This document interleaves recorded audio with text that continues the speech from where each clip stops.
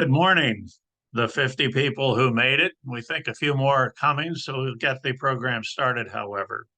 My name is Ed Schmier. I am the president of the Affordable Housing Professionals of New Jersey, and I'm pleased to welcome you to the AHPNJ annual meeting. We try to get together annually, as you know, with our membership and anybody else who may care to attend and become a member, and give you an update on a recap on the year and hopefully share some information with you as we always try to do whenever we present any of our webinars. The first order of business after welcoming you, and I do welcome you to the program today, is for me to announce that the board election results are in. And not surprisingly, the slate of nine were, I think, unanimously reelected. And we're pleased that many of the people on the board are willing to return and come back. So continuing on the board for a 2-year term beginning January 1 would be Michael Anasani, Josh Bauer, Sharon Clark, Lee Collins, Randy Gottesman, Samantha Hennessy, Mark Leckington, Gail Pfister, and me. Those would be the new 9 members of the board who have been reelected to serve on the board. And I thank everyone, by the way, for doing that. I think all of us involved with this organization bring different perspectives and enjoy trying to help those in the affordable housing world here in New Jersey a little better understand their mission and maybe answer some of the questions that go along. I'd also indicate that we've had really good attendance this year at the various webinars that we have sponsored. And that has kind of engendered a discussion on the board about whether or not we in 2024 should keep these webinars virtual, like our meeting today, or should we try to get together again and have some live presentations? We found from feedback that many of you shared with us that having the webinars via Zoom is proven to be pretty convenient for people, particularly those that may have to travel a distance to attend a program that might last an hour or so. So that's why we've, I think, tentatively agreed to continue our programming next year virtually. But we would certainly be open to any suggestions or recommendations that we try to go live or maybe have at least one live gathering next year. So we can all see how one another have aged during COVID plus, and maybe renew acquaintances and get to see one another again. So we'll keep you posted on that. The next order of business is to introduce my colleague Mark Leckington. Mark chairs our education committee and been very active in working with the Rutgers professionals this year and presenting material related to affordable housing. And I believe Mark is going to tell us a little bit about his programming this year and maybe what's up next year.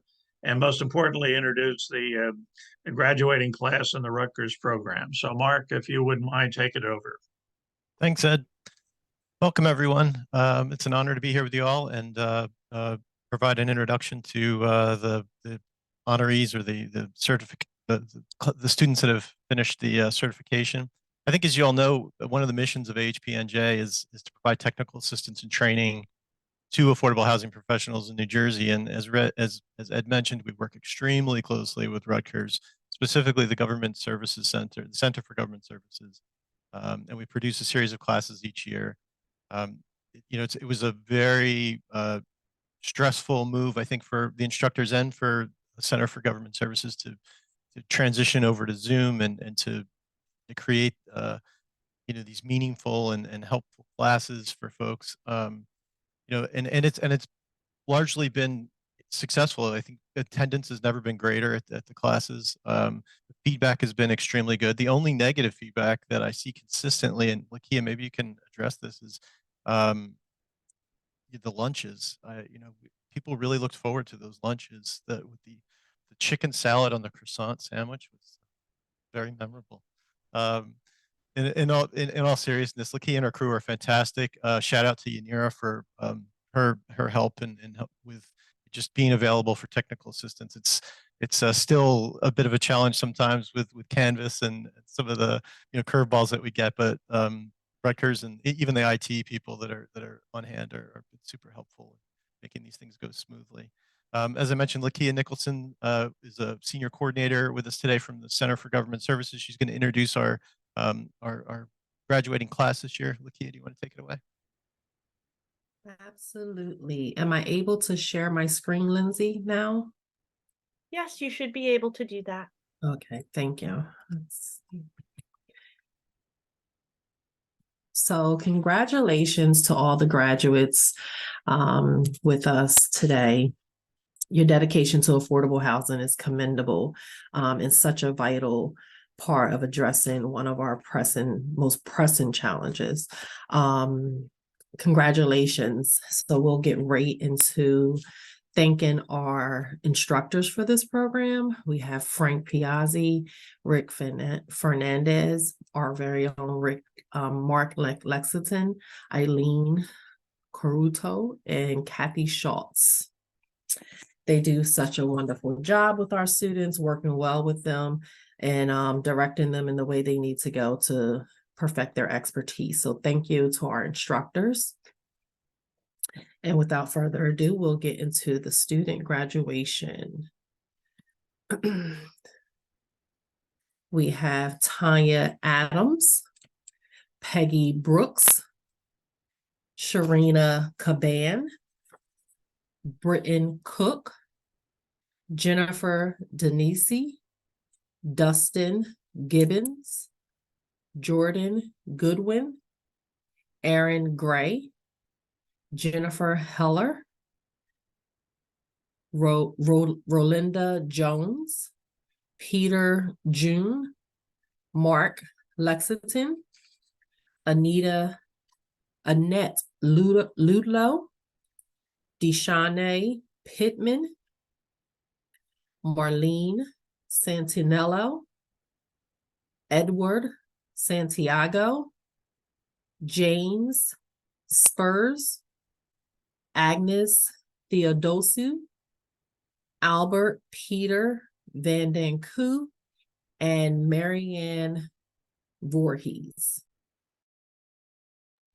Again, congratulations to all graduates.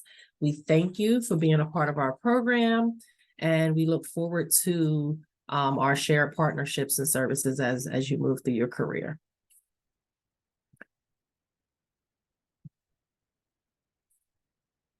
All right, thank you.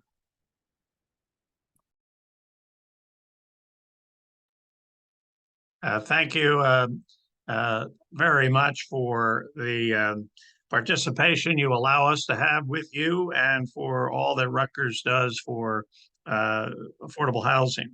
I was just curious, and maybe you could share with the members attending, what types of backgrounds do these folks who just graduated from the program have? Are they working in affordable housing? Do they work for municipalities or developers? Do you have a sense of what their backgrounds are like? It's a mix of housing authorities, redevelopment centers, municipalities, executive directors, or those that are in position to become executive directors. It's a mix of people. Yes. Mm-hmm. Yeah, it looks like I had a big group this year. Congratulations. You've attracted a lot of good folks and they made it through the program. Yes. And I should remind each one of them that as a graduate of the program, you're entitled to this wonderful bonus. And that is you have free membership in the Affordable Housing Professionals of New Jersey for 1 year. So congratulations. I mean, that and $1.50 will get you a cup of coffee somewhere.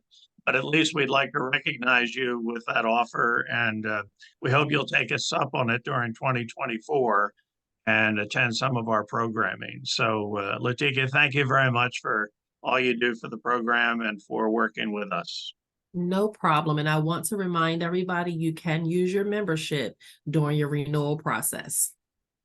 That's a good reminder. Thank you very much. Okay, we've tried to include, we're all not together. We're not eating bagels and sandwiches with a good chicken salad in it today because we're not together.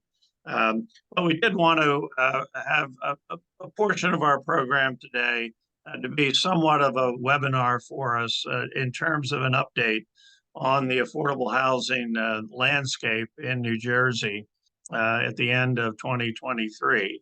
It's hard to believe that we are probably a little over 18 months away from kicking off the fourth round. And I'm sure Josh will remind us that the fourth round of obligations for 10 years begins July 1 of 2025. And it's not that far off. So I expect that Fair Share Housing is starting to think about how that is going to look and what issues are going to have to be addressed. I know a number of developers and municipal officials are also wondering about that. And we hope during 2024 to be able to prepare you for some of the stuff we hear is being discussed and might be implemented in the next round. But that being said, I'd like to introduce Josh, who is one of the senior attorneys at the Fair Share Housing Center. If there's any guy in the state who's up to date on all the stuff that we ought to know about, it is Josh. With that, Josh, I turn it over to you, and maybe you could share some thoughts with our membership. Great, thanks, Ed. I'll ask just for a mic check to make sure everybody can hear me okay. I ventured out of my home office today, where I have a pretty good setup, and I'm pretty confident in what's going on. So now I'm just using my laptop. So I think it sounds like we're good. So, once again, congratulations to the graduates. I saw some familiar names on there, and some new names. So looking forward to working with folks down the road. We were asked to, and I've presented at this particular meeting a few times in the past. I've been with Fair Share for 8 years now. We presented a few times, sort of doing the third round update on kind of where things stand. And at this point, we're now 8 years into the third round post Mount Laurel 4 process. And I'm going to do something a little bit different today. I'm going to try to touch on a couple so-called hot topics, if you will, some things that we're seeing. But the general update on kind of where we are in the third round is, at this point, as of, and I think I saw Mary Beth Lonergan on here as one of the attendees. At this point, every single one of the cases that was filed in 2015 has now been resolved, either by way of negotiated agreement or by way of a final judgment in another capacity. We got the very last one done actually last week, so we're very happy about that and getting that one moving toward final judgment. The other bit of update, I'm sure people probably heard, but if they hadn't, the one case that hasn't settled and probably won't settle, the South Brunswick case, was up on appeal. There was an appeal of the final judgment of the calculation of their fair share obligations and also of the sites that were in the plan. The appellate division over the summer, I believe it was in early August, or maybe it was in late July, issued a decision affirming what the trial court had done there, with sort of one asterisk about the 1,000-unit cap. The parties are now going to the Supreme Court because, obviously, I think at the end of the day, the Supreme Court's probably going to have to weigh in on that particular case. So that's currently primed at the Supreme Court. I think it's fully briefed, and we're just waiting to hear whether the Supreme Court's going to take that case. But that's basically the very last of the 2015 cases. There have been some that have been filed along the way that are newer cases, or maybe some builder's remedy cases and that sort of stuff. I'm not counting those, but out of the 2015 cases, they are all now done, or at least settled. The other thing, minor update that I wanted to put out there. So all of these settlement agreements require annual monitoring and reporting, where folks with the municipalities are supposed to be providing updates about their affordable housing plan, and also the trust fund monitoring. And I will say that we have not gotten all of them. You know, it's very hit or miss from the towns on who we've gotten them from. So to the extent that there's any AAs or municipal housing liaisons or other affordable housing people with the towns that are here, I would urge you to try to get those in. They're supposed to be provided annually. I think they're, especially the trust fund monitoring, I think is really helpful, especially for, you know, just understanding where, you know, where things stand with funds. I know that there are a lot of nonprofit developers and other smaller developers out there that are interested in doing things in towns, and a lot of times they're going to be relying on those trust funds to really understand what, you know, where things stand with the trust funds. So I would urge you to get them in. You know, I think we've tried to not be very litigious about this and really try to bring these all back to the court. But at some point, you know, it is very important that we get the monitoring and the updates annually. So that's the general update. I wanted to do a little presentation. You know, during some of our earlier meetings and some of our board meetings, it seemed like folks were, I'd sort of given a little presentation about some hot topics that had come up, and it sounded like folks were somewhat interested in that. And so one of the big topics that's come up and continues to come up, and I know will come up in the fourth round, are those around deed restrictions, and specifically extending deed restrictions, ending deed restrictions. What happens if we extend for sale deed restrictions? You know, can we do it unilaterally? How much do we have to pay to extend them? You know, there's a lot of big questions around what happens now that we have these affordable housing units that are now 30 years old. You know, how do we figure out how to renovate them? You know, I think we've learned along the way, both with experience and also with actually having court cases around these issues from a legal perspective. I think we have some clear answers on some things, and there's still some other things where the answer is not terribly clear. So I'm going to go through those. I have a PowerPoint presentation that I'm going to attempt to share. I made the PowerPoint on Halloween, so I have a Halloween themed PowerPoint for you guys. Hopefully, what just happened? Let me just close that. Okay.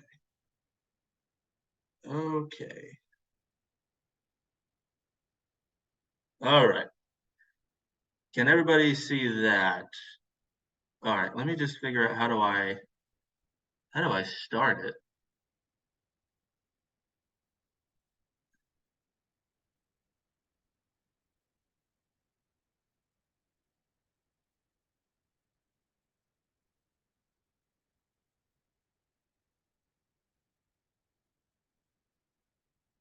From the beginning. Okay, here we go.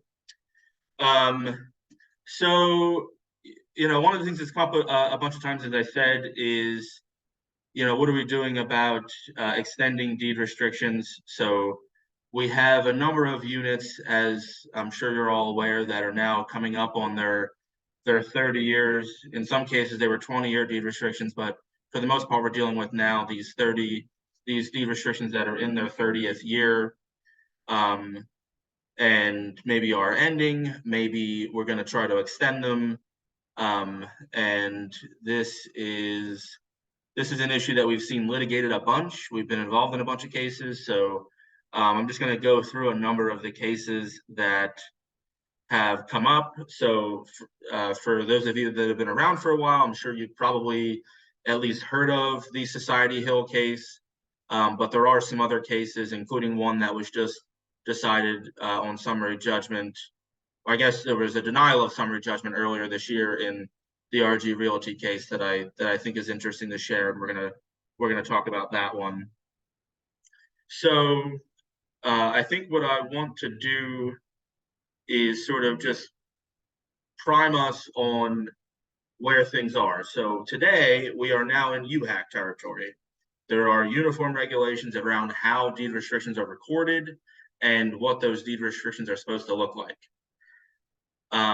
Many of these cases and the deed restrictions that we're dealing with now that are now 30 years old are all pre-UHAC deed restrictions. And so these are in very different postures, and having reviewed a number of the different deed restrictions and agreements that we've seen, in many ways in the mid to late 80s, it was like the wild, wild west with what ultimately got recorded into deed restrictions. And so we're going to go through some of those because I think they're important for how we're going to think about possibly extending deed restrictions. So the first one is the Society Hill case. So this was a case I'm sure some of you probably have heard of it. It was decided by Judge Wolfson. It's so these are pre-UHAC affordable units that were for sale. And what happened is the town, they were built in the mid 80s with deed restrictions that were recorded. The town attempted to unilaterally extend the affordability controls on all of the units in this development. Interestingly, the condo association is the one that actually challenged the extension of the deed restrictions.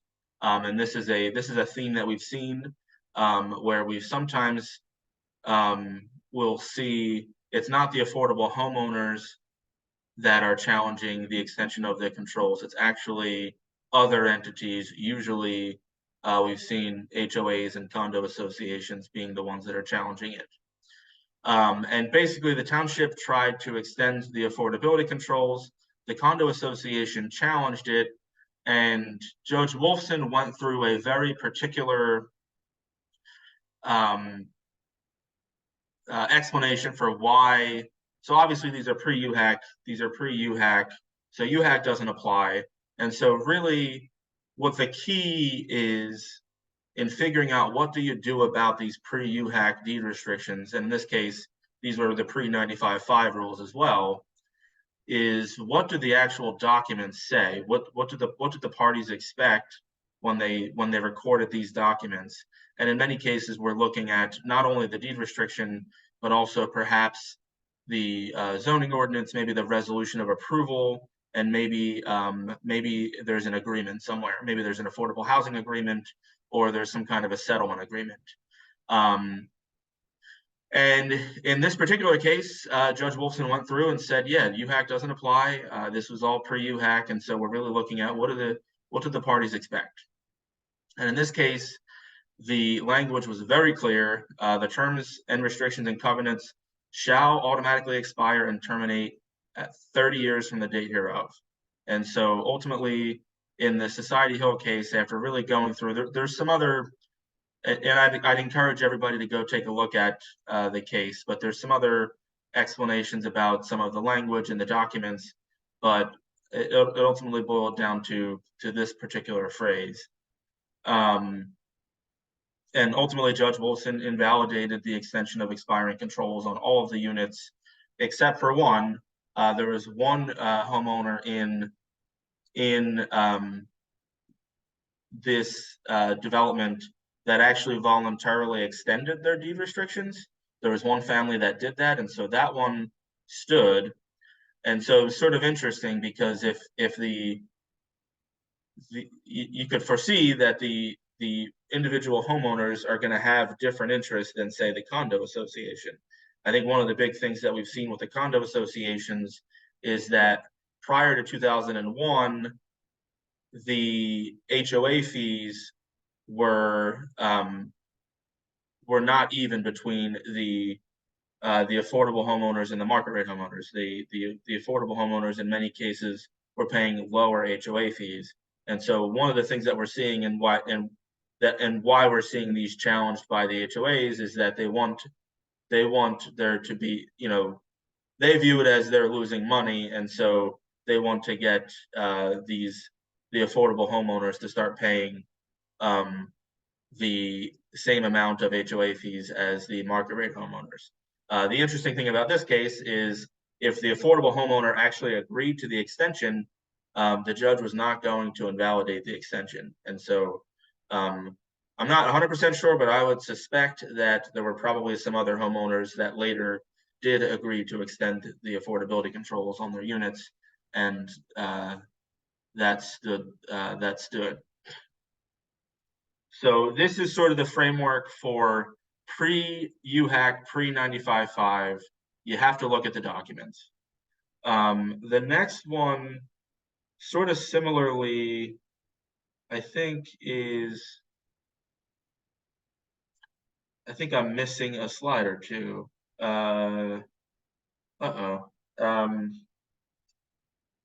Okay, we'll go back one. It looks like I'm missing a slide or two. Okay, so there was a second case, as I mentioned in the first slide. So there's a second case called State v. Ryder.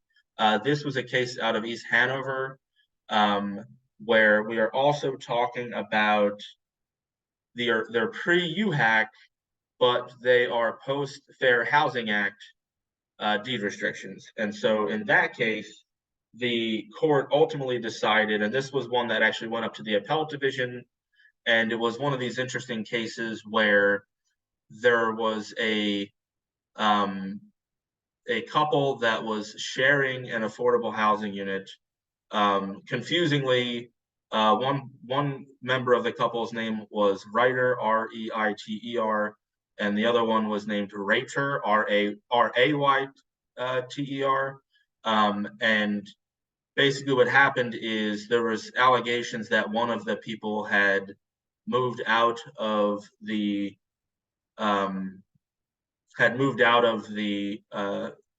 house, and actually there was an allegation that they both had moved out of the house and weren't actually utilizing it as affordable housing, and instead were using it, I think, as like a rental property or something. I think when they actually dug in on the facts, they realized that what happened is one of the people had moved out and one of them had not, and the township had extended the deed restrictions, and ultimately, because it was post Fair Housing Act, and because there was language in the deed restriction, which is also not great language, and I would not recommend it for the future, but the language said something to the effect of the deed restrictions would last for 20 years unless they were extended by the municipality.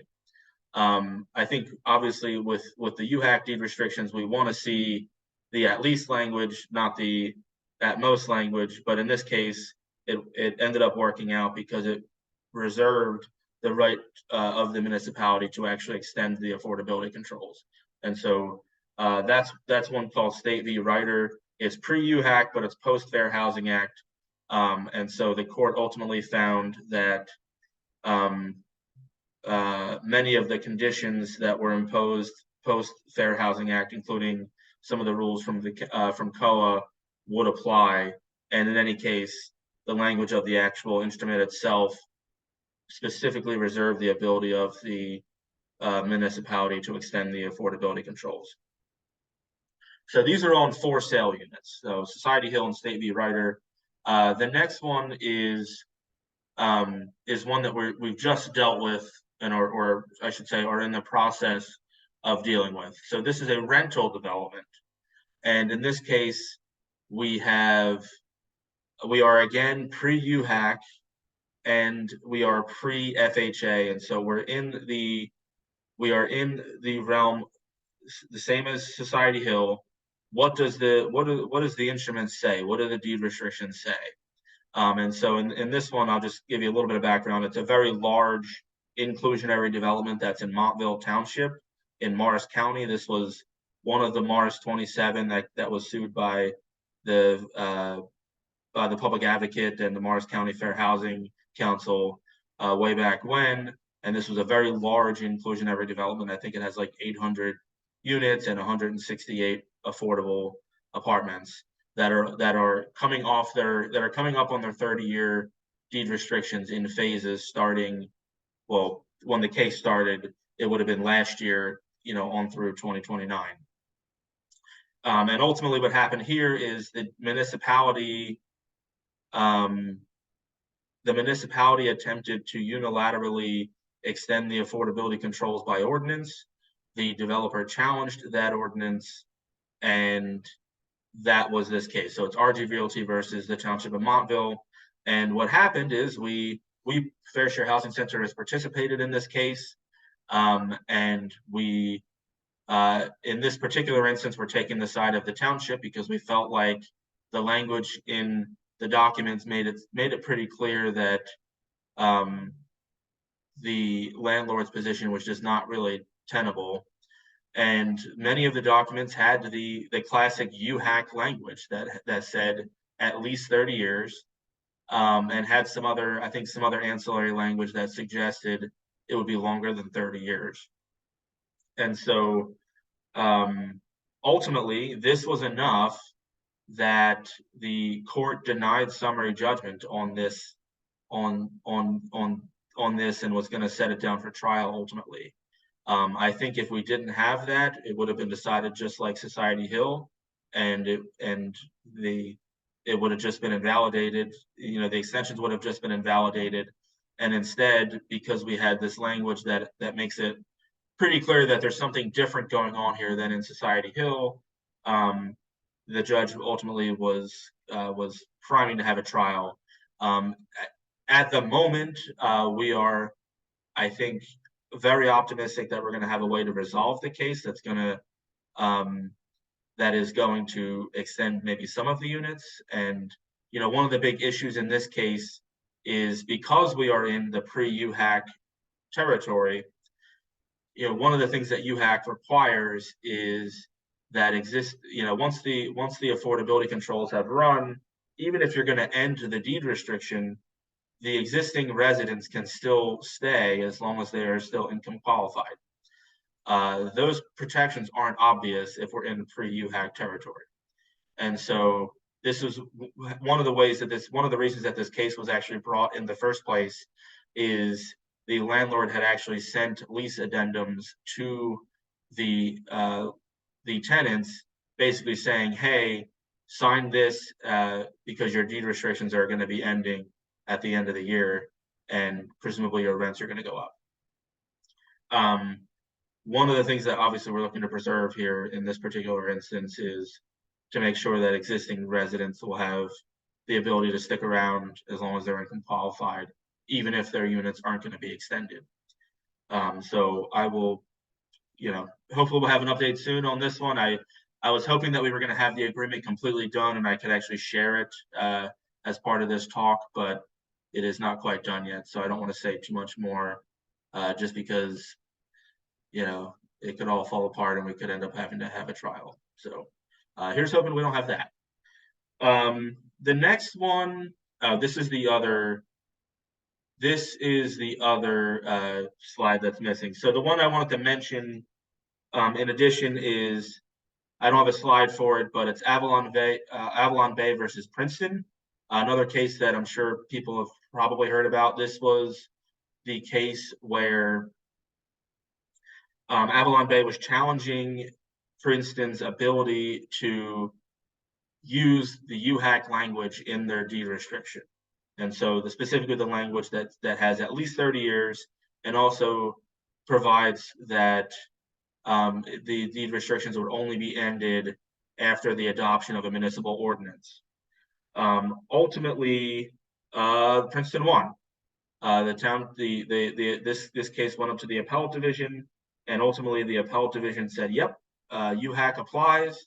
We have this body of regulation that makes it very clear that it's supposed to be at least 30 years. And there's even a form deed restriction that says how it's supposed to look. And ultimately, they rejected Avalon Bay's arguments The sort of interesting thing is at the end of the decision, there's some language, there's a paragraph at the end that sort of says, it addresses a concern that Avalon Bay has raised, where Avalon basically said, look, you know, if you don't decide this issue definitively, we're going to have all these problems in the third round. You know, this case was decided by the trial court in 2015 and went to the appellate division and was decided in 2017. And so Avalon Bay was pointing out, hey, look, there's all these towns that are out there today, and they're all trying to settle their affordable housing obligations. And if you don't give us a real clear answer on how this is supposed to work, you're going to create chaos in the third round because people aren't going to know what to do. The appellate division was not impressed by that. I think they sort of, in this last paragraph, they sort of said, you know, look, like the UHAC says what it says. It has the at least 30-year language, and we don't really think this is that big of a deal. I think I may split the baby here and say that Avalon might have been onto something, but not in the third round. I don't think any of this is going to come up in the third round. All the affordable housing that's getting built now, you know, what we're going to have to figure out this language and what UHAC means at some point, but it's probably not going to be for another, you know, for many of these units, it's not going to be for another 30 years. So it's going to be interesting. That's one of the interesting things, but ultimately the court's decision and what we have been relying on is that the at least 30 years language and the requirement to that the deed restrictions can only be ended after the adoption of an ordinance is the correct way to go. But I suspect that at some point there's going to be another case where somebody is going to have to figure out what's what on when if a town is just gets to the 30 years and refuses to adopt the ordinance to end the deed restrictions, what happens then? I think that's the big open question that has not been decided. The other, I guess the last case that I would mention, it's not, you know, and just to let everybody know that it's out there, we have basically another case that's actually in the courts right now where we have a municipality that has taken the form UHAC deed restriction and adjusted the language to specifically reserve for itself the right to extend the affordability controls for an additional period of time. And that has been challenged by a particular developer. It's a case in Mount Olive in Morris County. It has not been decided yet, so there's not really anything to talk about other than just to let you know that it's out there. It's an interesting way to get around the issue that we're presented with the Avalon Bay case is, you know, what happens at the end of the 30 years? Well, if we write in the deed restriction what's going to happen, maybe we can avoid that. But obviously, I could see developers not being terribly happy with what look like perpetual deed restrictions. Sort of sticking with the theme that it's important how we actually write things, and sticking with the theme from Society Hill, which is, you know, it's not, you know, it could be the deed restriction that we're looking at. There's going to obviously be language in there. We could also be looking at affordable housing agreements, or we could be looking at resolutions of approval. You know, one of the things that I wanted to flag is ultimately, depending on how the development is structured, you know, these things are all going to be looking back to each other. And so the deed restriction is probably going to be looking at what does the affordable housing agreement say, and that's going to be looking at what does the zoning say, and that's going to be looking at what does the fair share plan say. And so I sort of went through and I found a couple different examples of language that I think is not great, and a few that I thought was better. This is from a developer's agreement, and the thing that I think is somewhat problematic here is in the second paragraph where it says that the affordable units shall remain rental units for a period of 30 years. I think it's missing the at least language. We want to have the at least language that's present in UHAC and is supposed to have the requirements that the municipality the deed restrictions would only be ended if the municipality adopts an ordinance. So I think that's problematic from that perspective. You know, the first paragraph I don't love, just because, you know, I'm generally not in love when we just say, well, we're going to comply with UHAC, we're going to comply with COA. This is a little better than that. I think there's some more particulars in there, but I think when we're just in the territory of saying, you know, you see a resolution of approval that says we'll comply with all COA requirements and period, and nothing else, I think we need something a little more specific than that. So this one is, you know, I don't love this. And certainly the 30-year language needs to be adjusted. This is another one that I also don't like. Let me just move this a little bit. The townships it basically requires the township to adopt the ordinance within 30, basically gives the township 60 days to adopt the ordinance.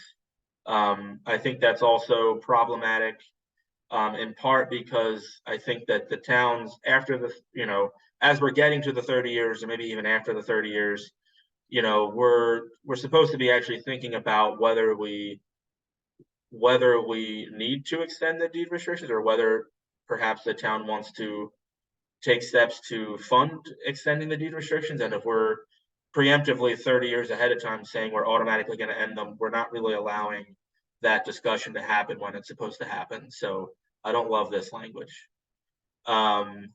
This is some better language, I think. It includes the at least 30 years. It talks about the ordinance. It also has some more of these very particular things around phasing, around affirmative marketing, selection requirements, pricing requirements, like that sort of stuff. I think it has the general language and also the specific language that I like to see, and can ultimately be included in a deed restriction if it's in the agreement. I feel like I'm going long, so if I'm going too long, how are we doing on time? You're okay, Josh. Okay. So I wanted to, again, and I just realized I used my House on Haunted Hill reference twice. So we have the house on Society Hill and the house on Rocky Hill. So this was something that came up that I thought was interesting to mention. We had an agreement with the town and the developer where it was missing a bunch of different stuff, and we ultimately really had to get them to adjust it. You know, I think there were some particulars about it. So they included the affordable housing was sort of put in the back of the development. We wanted them to fix that, but on the actual administration of the affordable housing, there was missing language around the deed restrictions.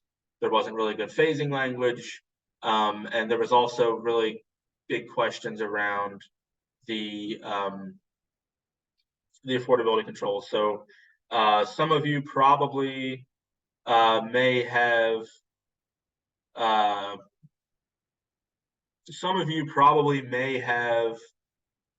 dealt with this in the past. So this was one that came up in this Rocky Hill example where they were going to be for sale. This is less to do with the deed restriction necessarily, but this is one where I don't buy into the argument that we just can't do very low income for sale.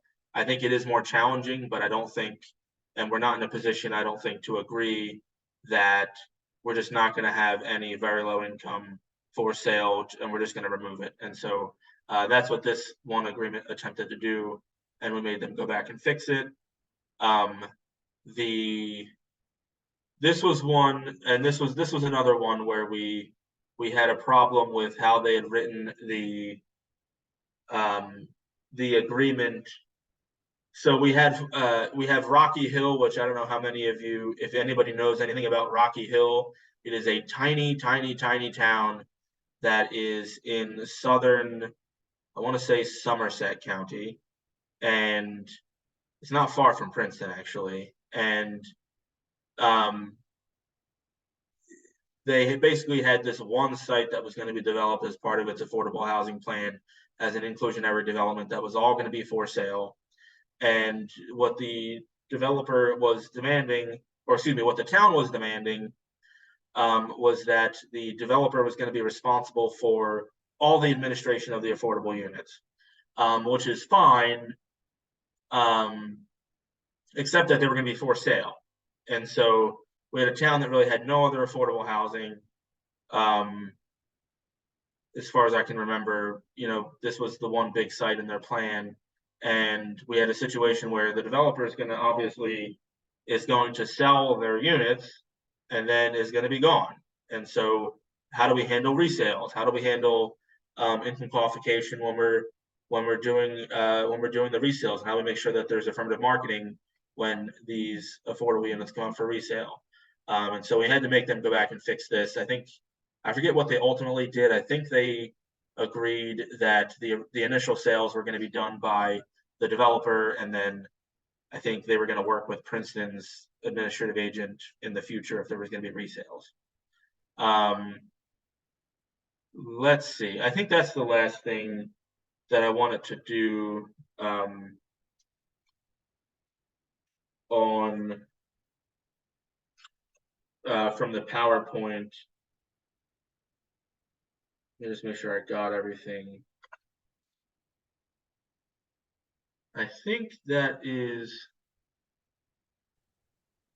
that's all I have from the PowerPoint. I guess just sort of to round up a little bit, I think, what we're seeing are lots of fights over deed restrictions, lots of uncertainty around how we are handling extending the affordability controls.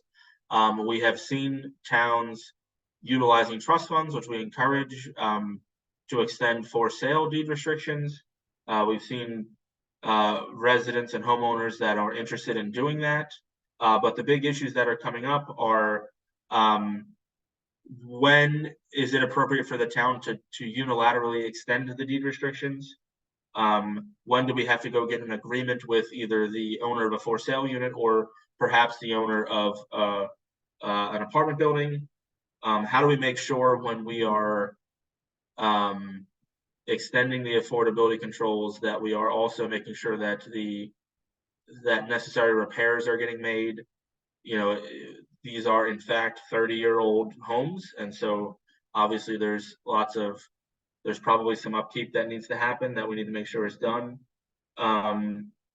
There's also, and I guess lastly is one that we mentioned already, which is how do we handle, and this is going to be a big issue, how do we handle the situation where we have pre-UHAC, we have affordable units that are in for sale developments that have HOAs where the HOA fees are not identical for the for sale units and the market rate units. This is being litigated in a few places where we've seen HOAs that are coming in and trying to either unilaterally themselves actually increase the HOA fees on the affordable units, or we've also seen them trying to end the extension of a deed restriction in order to sort of reach that same end.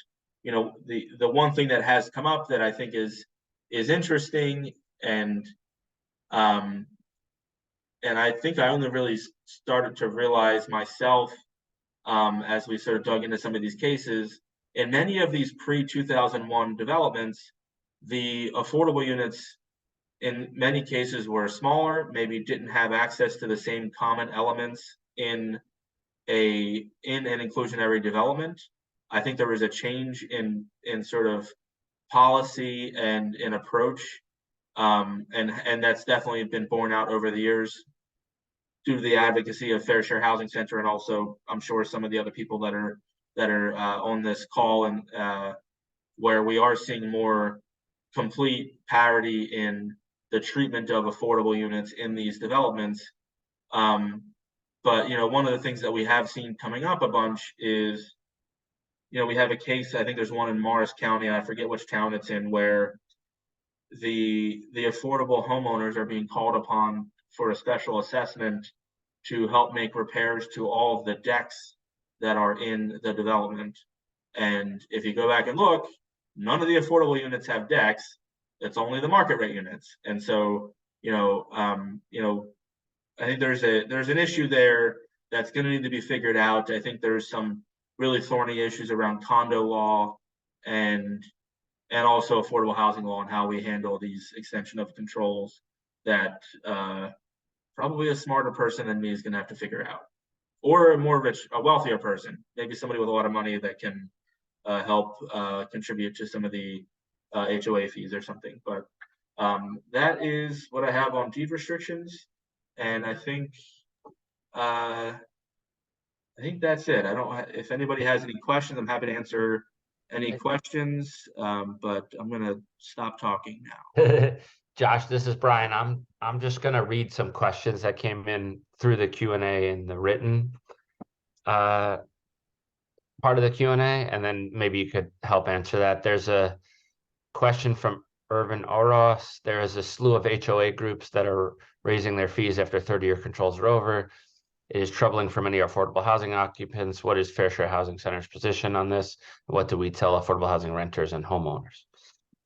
Yeah, I mean, it's the exact issue that I just mentioned. I think there's some thorny questions around, not even if you take out the way I had always thought about it was that these fee structures pre-2001 were set up to cut the affordable homeowners a break because they were lower income. And it was partially that, but it was also partially because they were getting less access to some of the common elements of these developments. And so if they're not getting as much, they shouldn't have to pay as much. And so this is an issue that's actually as I mentioned, is being litigated right now in a town in Morris County. I'm blanking on which one it is. I don't want to. We're involved in probably 5 or 6 deed restriction cases in Morris County, and I forget which one it is. But this is something that is going to be litigated. We have heard that there is at least one property management company that's out there that seems to be taking this as an issue. What's the word I'm looking for here? They're sort of taking up as their issue, something that they're gonna try to do is they're gonna try to even the deed restrictions, or excuse me, even the HOA fees. And I think it's, we participated in some of the cases. I don't know if we have the bandwidth to participate in all of them. We have in the instance that I'm talking about, we have connected the affordable homeowners in that development with competent counsel who's representing them basically as a class. And so we're trying to connect people with counsel to make sure that when these issues are coming up, if you want, if you have specific examples, if you want to shoot me an email, we can take a look at it and we can see if there's a way that we can, maybe there's a way, if it's all happening right now, I wonder if there's a way that we can sort of group these cases all together to just deal with this once and for all and get a good decision out of it. I don't know if my email is out there, but I can put it in the chat, or maybe if Brian or Lindsay can put it in the chat. I think if you want to send me an email, I'd be happy to listen. The next question is from Ximena Cali. Forgive me if I mispronounced. For Josh, if a VL unit is available for sale under the 50K, lenders are not able to provide mortgages. How can we expect a VL household to purchase if their only option is cash? Any recommendations? I think that, I have heard both happy stories and horror stories when it comes to very low income for sale units. We have heard in some instances where we have found lenders that are willing and able to lend to very low income households. I think it's just a matter of the approach. What I would say is I can, if you want to email me, I can connect you with some of the folks who I think have access to those lenders, and we can talk about it. I mean, I'm not in the day-to-day of administering very low income units, but I can probably connect you with a person or two who is, and we can talk about that. There's an anonymous question. Shouldn't a municipality have to compensate the owner to extend the deed restrictions after the 30-year requirement? Yeah, I mean, I think it's I think depending on the circumstance. I mean, we've definitely pushed for that, specifically in the for sale context. We have definitely pushed for towns to try to compensate the affordable homeowners, to extend the affordability controls. I think the question is, like, how do you figure out how much compensation is necessary, and or if in lieu of compensation, if we can maybe pay for some repairs or other things to make sure that the home is livable. In the rental context, I think that's a somewhat different story. I think it's probably going to be a little more fact specific there, and that's one of the things that was sort of being fought out in this RG Realty case. I think it really is fact specific on what's really happening in the individual developments. Sounds good. That is all the questions from the typed Q&A. So thank you very much. And Josh, thank you very much for taking the time to organize your thoughts and to share the information about the ending of and the extension of controls. I would also point out, at least I'm familiar with the older units that you mentioned, and they're the ones that are most problematic, that came in before UHAC was around. But that doesn't prevent the administrative agents or the municipal housing liaisons from contacting the older unit owners and seeing if they can work out an extension.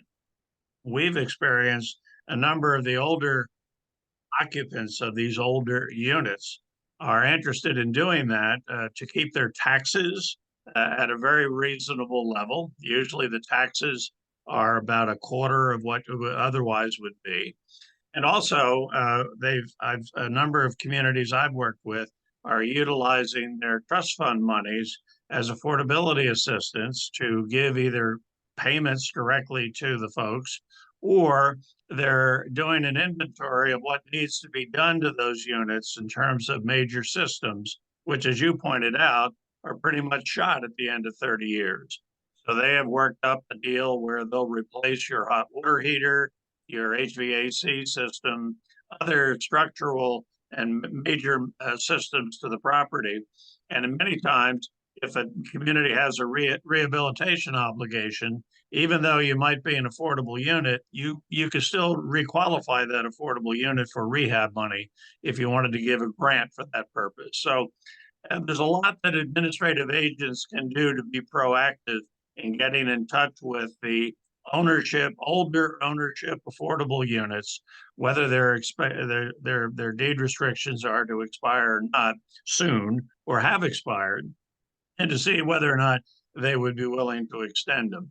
And that's going to be a very important thing to do for the fourth round, because every town is going to be looking for credit for as many of those units as possible.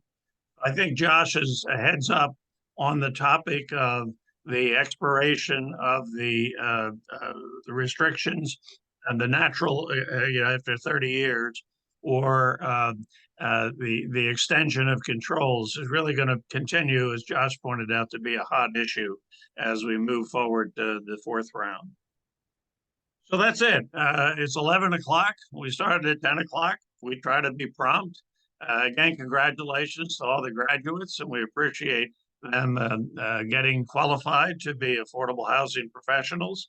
And we also appreciate all of you. My screen indicated about 80 or so members attended the meeting today, which is really a good turnout.